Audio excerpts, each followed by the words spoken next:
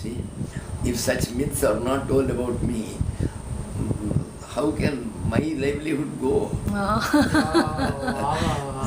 That's why Bhagavan It is sees not, to it. it's the experience of others, Swamiji. It's not a myth. So, what they used to do, they used to stand and do prayers. And they have written books called Philokolia. 6 volumes they have written. The people call it generally as the commentary on Bible. It has nothing to do with Bible. They write. So many people have written essays like Nicodemus and all these people. They were called the Desert Fathers. And they were all highly dedicated. It's not that our Rishis alone did. They were all as highly dedicated and much more. Our Maharshis, they always lived with family. They never lived with families. And they were completely dedicated. That's there. And one of the desert fathers was Abraham. He was in the desert. Still, he will not take his meals during the day unless he gets some sadhu son. Unko bulakar, he will first feed him along with him and then only he will take his meals. And one day he was in search. After a long time, he came across a sadhu who was 75 years old, but khub mota tha. And he invited him, he came. But all the way, he was abusing God. This bloody God, what did he do for me? I suffered this, I suffered this. He never lifted his little finger for me. What God is he? Like that. Somehow he was tolerating. When he came to this thing, he served him everything on the plate. Even then he was continuing to abuse God. Now he couldn't tolerate. She asked him, "Get out, you rascal, abusing God all the time, all the time, all the time." He put his hand behind his neck and sent him out. That night, God came in the dream of Abraham. That he asked Abraham, "Abraham, today you invited a sadhu. What is his age like?" He was about 75. And was he famished looking, as if he has not had meals? No, he was very well fed. So Abraham, when for 75 years I could tolerate his abuses, you could tolerate it for one meal. He was ashamed. That's all. Such people were there in those days. So prayers are absolutely important. On prayers alone they have written beautiful essays there in the Philokolia. We have got in our library some 4 volumes. Okay. Somebody presented me with, they went to Jerusalem and they brought it, they presented me with all the 6 volumes, but I didn't want to use it, so I gave it away to a swamiji who is an American. So I said, "You better use it," that's all. Because he happened to be there at that time when that lady gave it to me. She is a Shishya of mine, one Lily. She is a Christian. She is a healer at Chennai. So, prayer is very important. Next to the prayers, our orthodox method has been to go not any meditation dog. There is never a separate type of meditation. Yes, later on there were some upasanas as per the Chandogya Upanishad, but they are all obsolete and nobody in my knowledge has ever done it. So they are not of any use at all. So our meditation, everything was only from the mantras. Mantra by repeating, it becomes dhyan. And by further ekagra chitta, by repeating it, finally you reach the samadhi stage where the mantra loses itself. You started, there is no mantra. It vanishes by going on doing it. When will that stage come, Swamiji? And not only that, the person who is chanting it, he himself disappears as in deep sleep. Okay. So you are not aware that there is any Gita. Absolutely not. So Swamiji, you said that mantra alone is enough. It will lead you to samadhi, but Japat Siddhir, Nirantaram. It has been repeated by all the great Mahatmas. So that alone is sufficient. Otherwise, the founder of the Advaita, why should you go for mantras? He himself took mantra from Govinda Bhagavad Shankara, and he gave it to all his shishyas, and he never gave one mantra to all. Om Namo Bhagavate Sri Ramakrishnaya. He never gave it. He gave the particular mantra which will help each one. And wherever you are unable to guess it, you give the Ishta Devata mantra. There is a rule. So that is what he was doing. And now in that parampara, all the four Shankaracharyas, including Kanchi, they are all giving only mantra. By telling the mantras and all that, what happens is, when the mantra disappears, when you disappear, what happens during deep sleep, the same thing is repeated while you are awake. If that is done, your work is done. In the night, sleep and dreams are given to you, not for your entertainment, but for understanding what's your waking state. See, now, because of this, in the sleeping state, all are around you. Your dearest are all sleeping around you. Perhaps your son is placing his foot, a small son, is placing his foot on your belly and sleeping. But you are not aware. Not to speak of being aware of them, you are not aware of your own body. So you are there, that's all. There is an existence. The existence which always was there, that existence alone is there. You reach the state, that is by telling the mantra again and again and again, the stage of Mano Nasha comes. The mind is a small computer where the particular individualistic entries are all made. But there is a total consciousness which is the master computer, which is held in the headquarters. There is Pragyanam Brahma.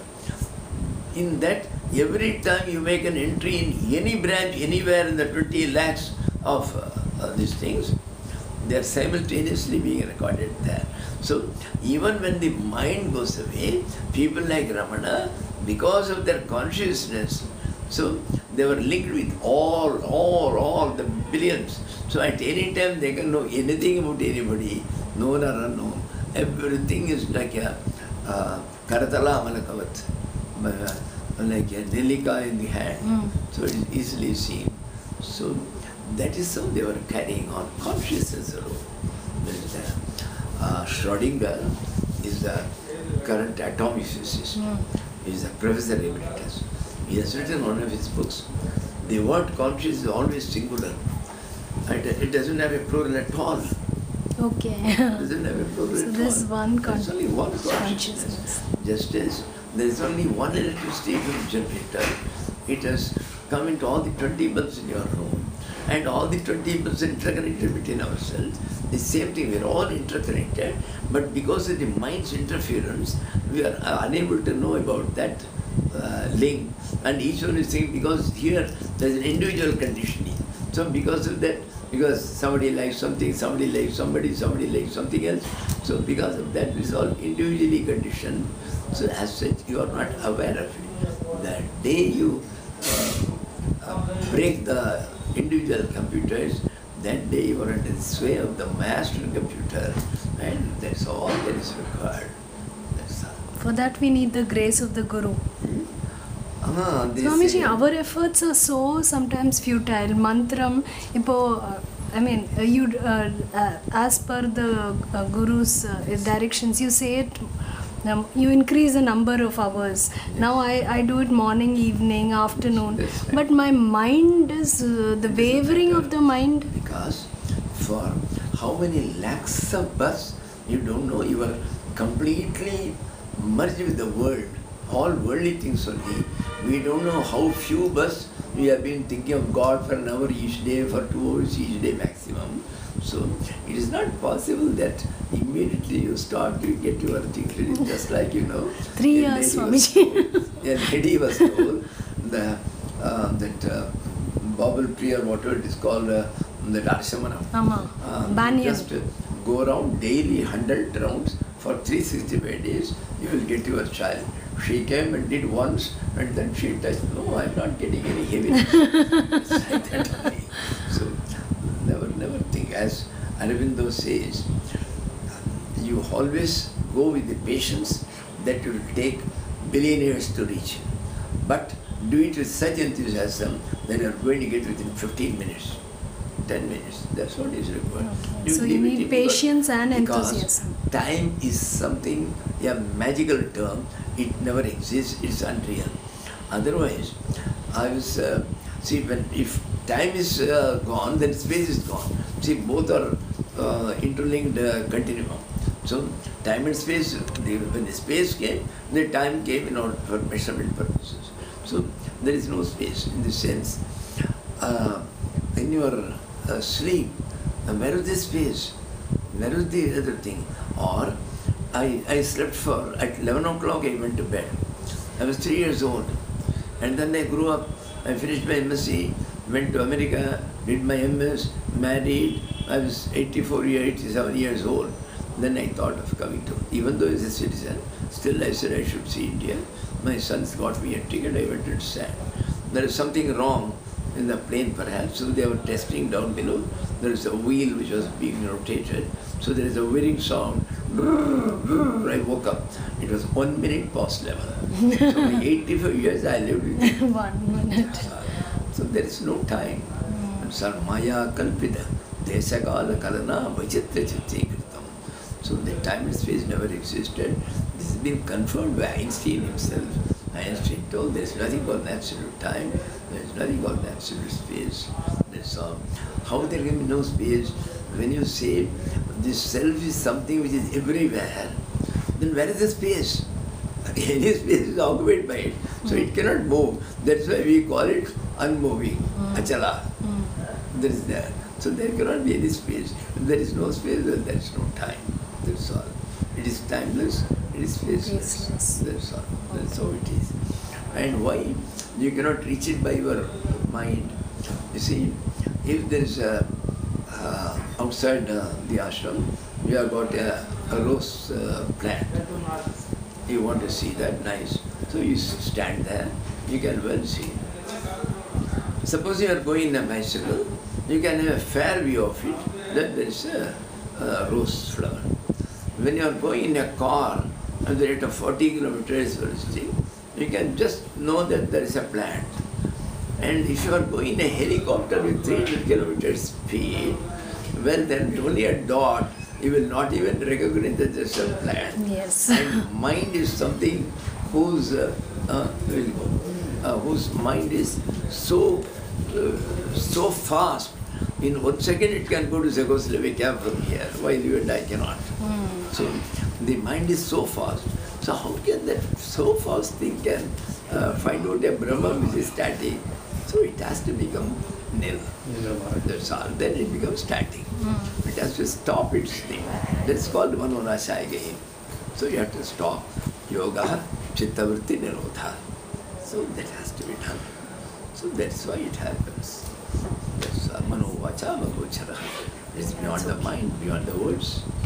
That's there. Don't bother about anything. But should we have a goal, Swamiji? Like should we have a goal, like to be in to attain the samadhi very first thing state? you start in life is, my goal is I have no duty. It's just like a duty is in your dream. In your dream you had a son who was affected with polio, you had a daughter who could be married, who could be married. Are they real? So the same thing here, this is number 2. This is a dream of the cosmic director. He is having a big dream where all the billions are involved. He alone is everything. So you cannot say he is perpetrating some anyaya on you or somebody else. Who are you? You see, he was taking all the forms. In your dream, if 20 people came, where from did they come? It is your thought force. You created all the 20, they are your. And when you saw the African forest there in Tiruvannamalai, while asleep, where from the African forest came in Tiruvannamalai? It is again your thought. So the entire world is your thought, the present world is your thought, Tiruvannamalai is a thought, Shantananda is a thought, your body is a thought. It is all your thought only of that cosmic being. So you just उसको रोक लो अपनी thoughts को, then where are you? Then the reality alone is there. The reality has been hidden by this thing. That's all. So that is why. And the same thing is called in the quantum physics as superconductors. That's all. Now it's time. We are going. Otherwise,